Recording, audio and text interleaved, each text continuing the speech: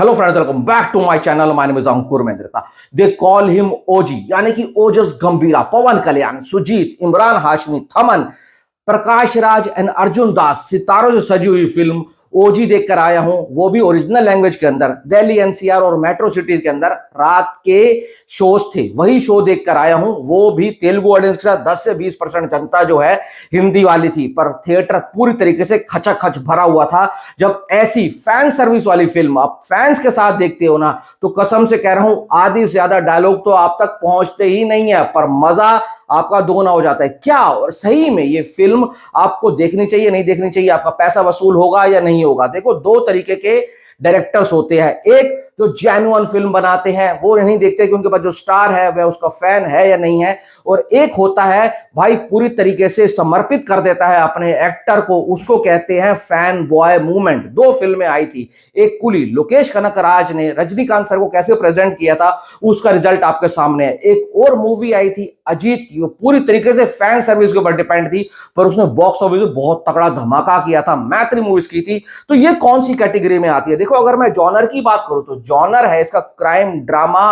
भाई साहब, अगर पवन कल्याण को मैं पहली बार किसी तरीके से देख रहा हूं, जो इतना वाइल्डेस्ट अवतार में किसी डायरेक्टर ने प्रेजेंट करा है ना, तो वो सुजीत है। देखो, ये फिल्म की कहानी बिल्कुल एक पैटर्न के ऊपर चलती है, कुछ ज्यादा नयापन नहीं है, पर इस फिल्म की कहानी में बार बार एलिवेशन सीन जो ऐड किए हैं ना, वो आपका दिमाग घुमा देंगे। देखो, पहले फर्स्ट हाफ के अंदर स्टोरी को बिल्डअप करने में टाइम जाता है, कैरेक्टर को सेटअप करने में टाइम जाता है, वहां पर फिल्म आपको खिंची खिंची लगती है, पर जैसे ही इंटरवल के नजदीक पहुंचती है फिल्म, वहां पर pre interval and post interval के अंदर जो सीक्वेंस आता है, वो आपका दिमाग घुमा देगा और आपको उम्मीद हो जाएगी कि भाई सेकंड हाफ में फिल्म फाड़ने वाली है।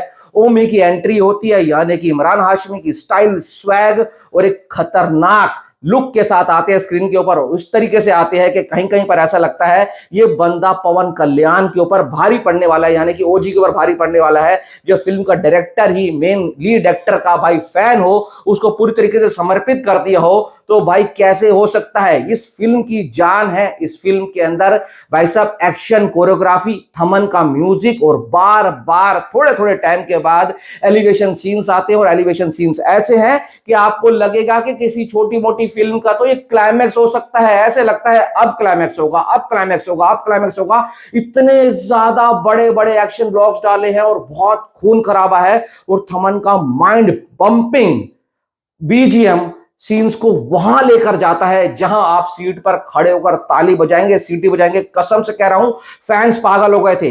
अगर आप एक न्यूट्रल ऑडियंस है तो कहानी से ज्यादा उम्मीद मत करना, क्योंकि कहानी में कुछ ज्यादा नयापन नहीं है, पर सुजीत साहू पे जैसे उन्होंने भाई साहब बड़े बड़े एक्शन ब्लॉक्स डाले थे, हाई पंपिंग मूवमेंट थे, हाई मूवमेंट थे, सेम वही पैटर्न के ऊपर फिल्म को चलाते हैं। फिल्म का जो क्लाइमैक्स है, बहुत मजा आता है उसको देखने में, पर बीच बीच में फिल्म पूरी तरीके से फ्लैट हो जाती है। अगर आप पवन कल्याण के फैन हैं तो कसम से कह रहा हूं, ये फिल्म आपके लिए ट्रीट है। बट आपको एक बात कहना चाहूंगा, ये फिल्म एक नॉर्मल जनता को, आम जनता को इतनी ज्यादा अट्रैक्ट और उतनी ज्यादा पसंद नहीं आने वाली है। हिंदी ऑडियंस फिल्म को कैसे लेगी वो एक दो दिन में पता लग जाएगा, बट इतना कह सकता हूं, पैसा आपका वसूल होगा। वन टाइम वॉच वाला गैंगस्टर ड्रामा कैसे बनाया जाता है, सुजीत ने एक बार फिर से बता दिया। देखो, मुझे साहू भी नहीं बेकार लगी थी, पर साहू के ऊपर प्रेशर था कि वो बाहुबली के बाद प्रभास को लेकर आ रहे हैं, तो पब्लिक ने वहां पर भाई उनको इतना ज्यादा प्यार नहीं दिया था। पर सुजीत को मानना पड़ेगा, स्टाइलिश एक्शन फिल्म में किस तरीके से डिजाइन की जाती है और किस तरीके से उसका एलिवेशन किया जाता है ना, सुजीत से सीखना चाहिए। पैसा दबाकर खर्च किया गया, प्रोडक्शन वैल्यू बहुत सॉलिड है, कलरिंग बहुत अच्छी लगती है, और जो भाई थमन ने तो कसम से कह रहा हूं पूरी फिल्म को खा डाला है।